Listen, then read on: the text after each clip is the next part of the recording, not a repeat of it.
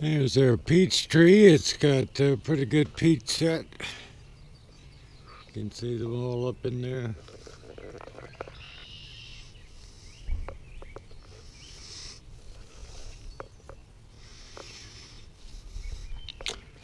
Which, if the squirrels will leave them alone, we might get a few to eat. There's our other peach tree. It didn't get a lot of sun. And we've cut 2 trees down there over on the east side, so it's getting more, and these peaches are coming along.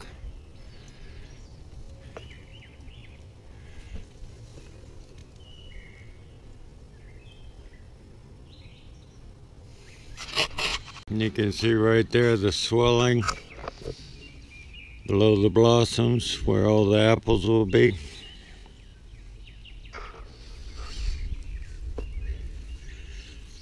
We'll go over here to our Bradford pear.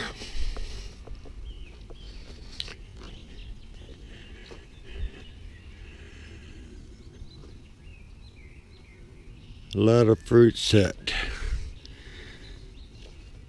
Don't know why we really grow fruit trees, since the squirrels usually get them all. But this has got a lot of Bradford pears on it.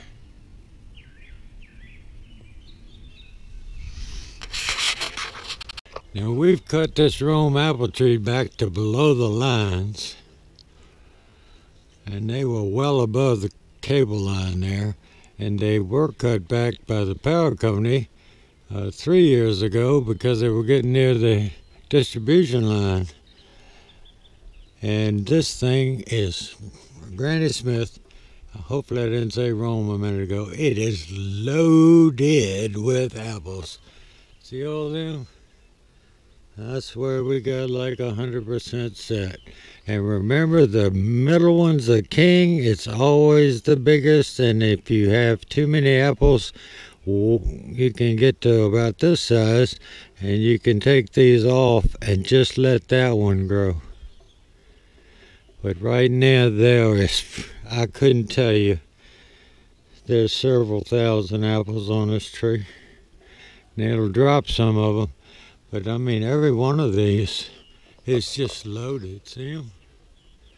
It is loaded. It loves to be pruned back a little bit to get the wood just to the right age to grow apples, even up high. See?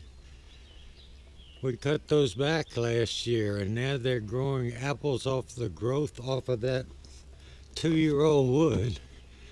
Look at this cluster here. Loaded, folks. All you gotta do is prune them back to keep a lot of 2-year-old wood. And see, they were way, I still haven't cut that one over there. You can see blocking that line. I need to get my thing on a pole and cut it back. And we're trying to get everything right about through here. These are 2 biggest apple trees. They're full-size apple trees.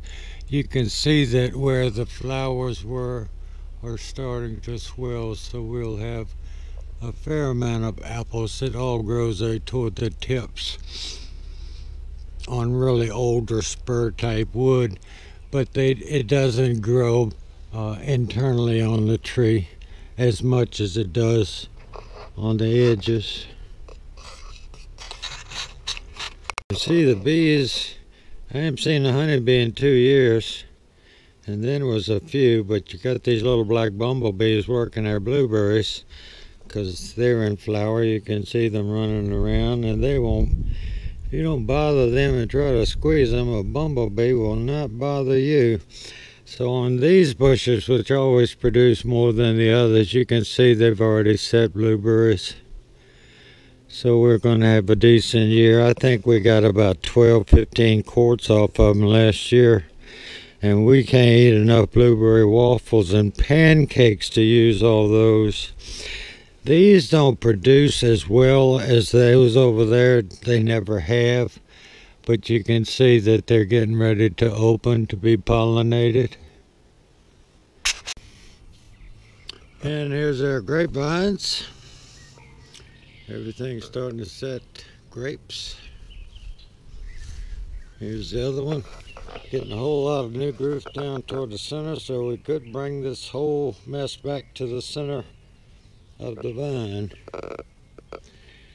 And even this one here, there's a little more action toward the center.